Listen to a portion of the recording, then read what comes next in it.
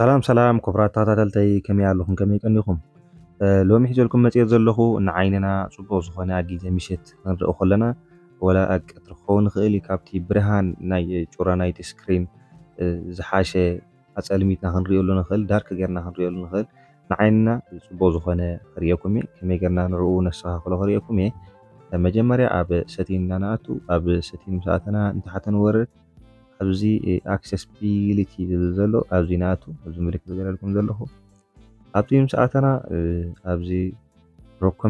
recommended for you ዝብል ዘሎ ዝለዓለ ምልክት ዝገለልኩም ዘለኹ ኣብኡ ንኣቱ ኣብኡ ምስ ኣተና እንደገና ኣብዚ ሰቲን ዝብል ዘሎ ኣብ ሰቲን ንኣቱ ካብኡ ኣብዚ ላይት ኤንድ ዳርክ ዝብል ዘሎ ኣብዚ ላይት ኤንድ ዳርክ ዝብል ዘሎ ትሪእዎ ዘለኹም ኣብዚ ላይት ዘሎ ፃዕዳ እዩ እዚ ድማ ንዓይንና ብፍላይትስ ናይ ብራይትነስ እንተደኣ ከምዚ እንተደኣ ወሲኹ عيننا بطعمي زهاسيو سلازي أبدي دارك ترى أجر نايجن كم زي خو عيننا خاني متشو أنت سمع معني خو ما يتين عيننا بزح أي صعباني عنا عيننا ما خنحلون غير كم زي هرنا ولا كم زي دارك كرنا هم توصي خنا كم تناي لايت كوينو زلو كم يكوني هم تساعد هذا نبرة ما يتين نبزي ترى غيرنا هم زي الخلقن بطعم جورالو عيننا ما يهاسيو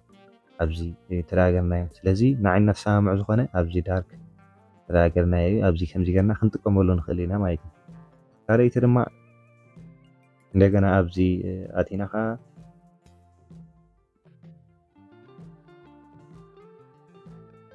ኣብዚ ፎንት ሳይዝ ኤንድ ስቲል ዝብል ዘሎ ኣብዚ ኣቲና ኣብዚ ድማ እቲ ናይ ፅሕፈት ንሕና ንፀሓፎ መስንጀር ክኸውን ንኽእል ኣብ ዝተፈላለየ ከምዚ ጌርና እቲ ሳይዝ ክንውስቶ ከሉ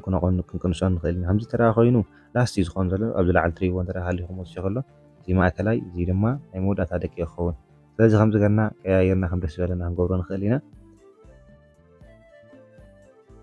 እዚኣ ድማ ኣብዛ ትሪእዋ ዘለኹም ምልክት ገለልኩም ዘለኹ ኢንትራዲክሽን ኤንድ ዴክስትሪ ትብል ዘላ ኣብዚኣ ኣቲና ኣብዚኣ ብምእታው ዝትሪእዎ ዘለኹም ከምዚ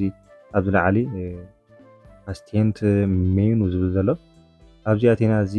ኦን ንገብሮ ከምዚ ጌርና ኦን ምስ ገበርናዮ ኣብዚ ሓድሽ ሸር ወሲኽና ኣሎ እዛ ተንቀሳቐሲ ትሪእዋ ዘለኹም ኣብዚ ኣቲና ኣብዚ ምስ ኣተና ኩሉ ነገር ኣለዎ በዚ ትሪእዎ ዘለኹም ሆም ናብ እቲ ናይ ንወፅእ ኣብ ዝኾነ ፀኒሕና እዚ ከዓ እዚ ናይ ጎድኒ እዚ ከዓ ባክ ኢልና ክንወፅእ ንኣብነት ሕጂ ሆም ተደኣ ኢለያ ትሪእዋ ኣለኹም ክተውፃኒ እያ እዚ ድማ ናይ ማይክሮፎን ቮሊዩም መወሰኺ ኣብዚ ኣቲና ክንወስኾ ንኽእል ኢና እዚ ከዓ ስክሪንሻት ንኣብነት በዚ ናይ ጎድኒ ፀቒጥና ገለገለ ስክሪንሻት ካብ ንገብር ብቐሊል መንገዲ ኣብዚኣ ፀቕጥ ኣቢልና ስክሪንሻት ከምዚ ጌርና ከምዚ ሕጂ ዝረኣኹሞ ዝለዓለቶ ስክሪንሻት ክንገብር ንኽእል ኢና ማለት እዩ ኩሉ ኣለዋ እቲ መጠባበቂ ኣለዋ ከምዚ ጌርና ክንጥቀመላ ንኽእል ንኣብነት ሕጂ በዚ ሆም ተደኣ ኢለያ ክተውፃኒ እያ እዛ ሆም ተደኣ ፀቒጠ እያ ወፂኡ ኣለኹ ከምዚ ጌርና ክንጥቀመላ ንኽእል ኢና ተደኣ ፈቲኹማ ሼር ሳብስክራይብ ላይክ ግበሩ ኣብ ቀፃሊ ስጋዕ ንራኸብ ሰሰና እዩ